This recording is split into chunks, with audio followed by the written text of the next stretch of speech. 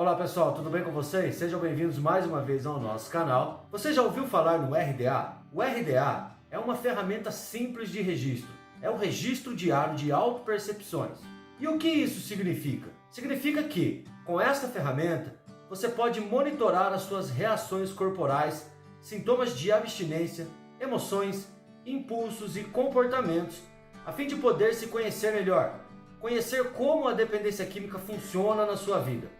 Através desse monitoramento, é possível traçar estratégias de enfrentamento e desenvolver habilidades de automonitoramento para evitar recaídas e manter a sua recuperação. Com o RDA, eu também posso antecipar possíveis ameaças à minha recuperação para poder tomar medidas de prevenção contra recaídas.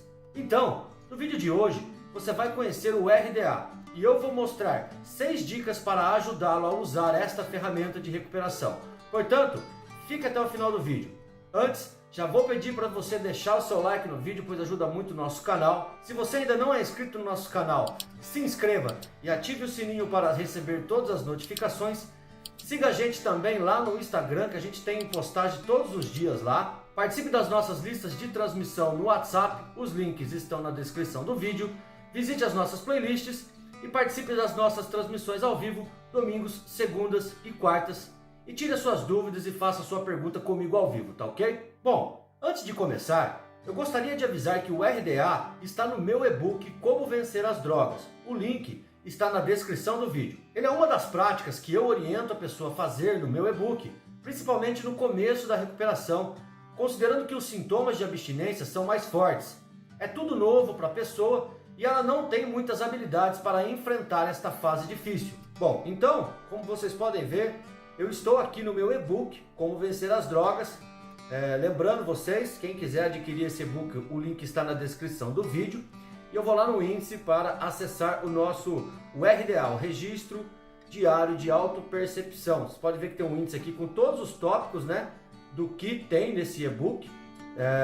E tem também alguns anexos, que são alguns documentos, alguns exercícios de práticas diárias de recuperação. Entre eles está o RDA, que é o anexo 2, tá ok? Vou clicar aqui no anexo 2, aqui a gente está no registro diário de autopercepção, tem uma breve orientação de como você pode executar no seu dia a dia.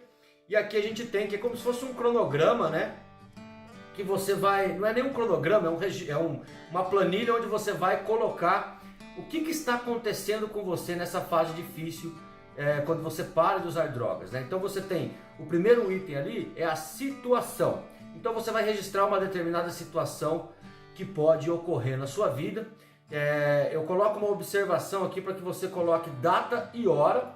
Por que é importante isso? Para que a gente identifique dias de maior risco, horários de maior risco. Normalmente, por exemplo, quando a pessoa recebe o pagamento, né, a hora que ela sai do serviço, normalmente 5, 6 horas da tarde, é o horário de maior risco, ou no sábado é um dia de maior risco em determinado horário, que é aquele horário onde a fissura vai aumentando, os sintomas de abstinência vai começando.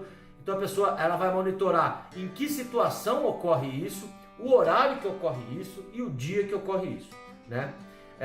Seguinte, você vai registrar também os sintomas que ocorrem, né?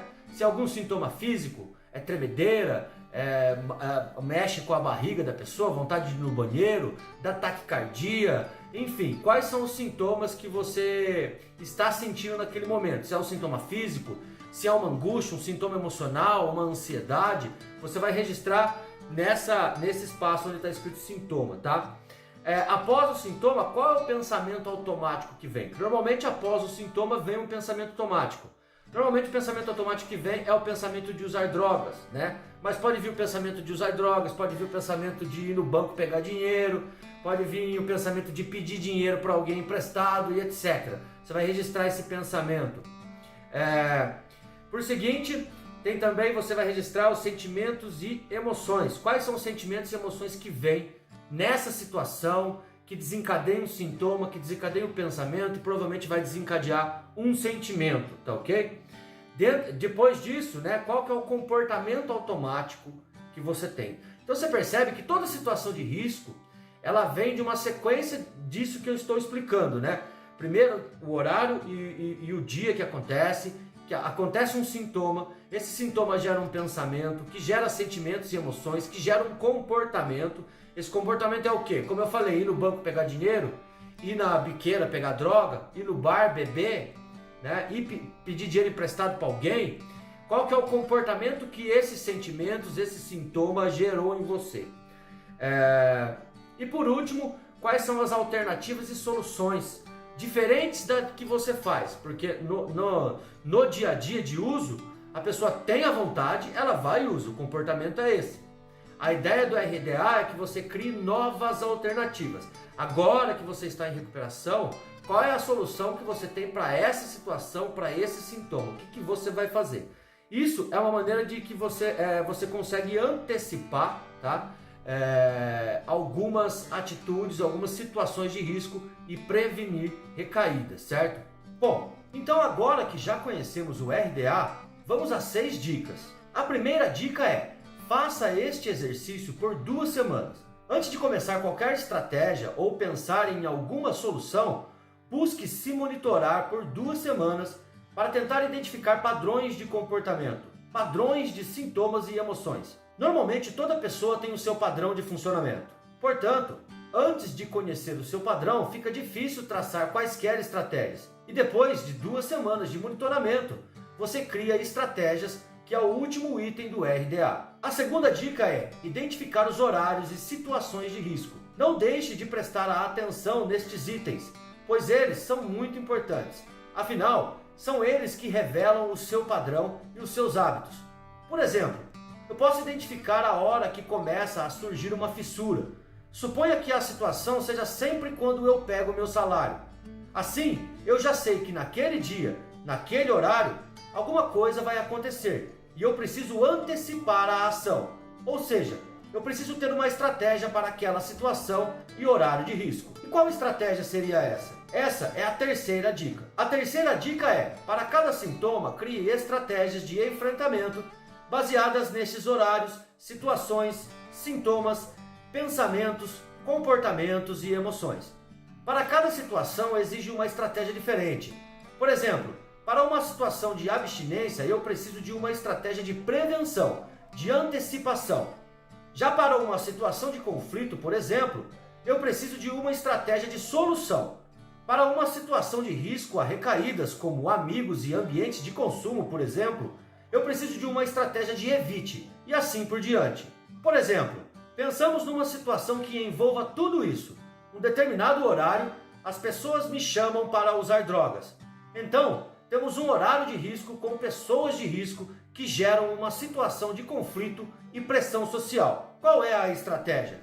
Pode ser o evite pela antecipação, ou seja, como eu sei que naquele horário eles vão me chamar, eu já antecipo e crio um compromisso naquele horário para que eu desvie o caminho e nem tenha contato com eles. Ou um outro exemplo, eu aprendo a habilidade de dizer não para eles e coloco limites, mas essa habilidade é um pouco mais difícil e exige treino e tempo para aprender a dizer não. Sendo assim, se você está no começo da sua recuperação, fique com o primeiro exemplo. Assim, com essas estratégias, você vai desenvolvendo o que chamamos de repertório comportamental ou recursos internos e externos de enfrentamento. A quarta dica é começar a executar estas estratégias. Como eu disse anteriormente, após você se monitorar por 2 semanas, comece a executar estas estratégias. Mas não pare de se monitorar. Você está se conhecendo e tem um longo caminho de recuperação até alcançar uma recuperação estável. Então você terá que desenvolver uma série de habilidades. Para executar estas estratégias, avalie os seus recursos disponíveis. Peça ajuda para começar, até porque você ainda está em fase de aprendizado e muitas vezes precisará de ajuda. Mas não se afobe.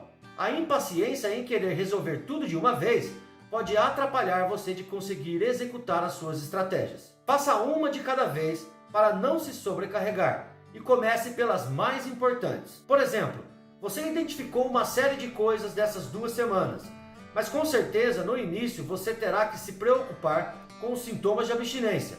Portanto, foque as suas estratégias nisso, em lidar com os sintomas. Elas são a sua prioridade no momento. Até porque, se você não passar por esta fase, nenhuma mudança mais adiante será possível. A quinta dica é: Após começar a executar as suas estratégias, avalie o que deu certo e o que não deu. Esta é uma habilidade de pessoas equilibradas e assertivas. Elas não se desesperam quando erram ou quando algo não sai como elas esperavam. Em certos momentos, é necessário parar, pensar com calma, rever os pontos positivos e negativos, os erros e acertos e corrigir a estratégia. Portanto, não se desespere, pare, pense, mude a estratégia e recomece novamente. A sexta e última dica é: planeje novas ações e práticas. Como eu disse anteriormente, é preciso recomeçar, repensar estratégias e práticas de recuperação. Em qualquer área da nossa vida, nenhuma estratégia vai funcionar para sempre. E isso não é ruim, é sinal de evolução. Portanto, não use o RDA só para superar alguns sintomas de abstinência. Use ele para mudar hábitos e comportamentos e melhorar a sua qualidade de vida. Afinal, esse é o principal objetivo da sobriedade: melhorar a qualidade de vida, viver um dia melhor de cada vez. Gostou do vídeo? Então deixe seu like, pois isso ajuda muito o nosso canal. Se inscreva no canal e ative o sininho para receber todas as notificações. Siga o SOS lá no Instagram, visite as nossas playlists, participe das nossas listas de transmissão no WhatsApp, o link está na descrição do vídeo, e participe também das nossas transmissões ao vivo, domingos, segundas e quartas, às 9 da noite, tá ok? Um grande abraço e até o próximo vídeo.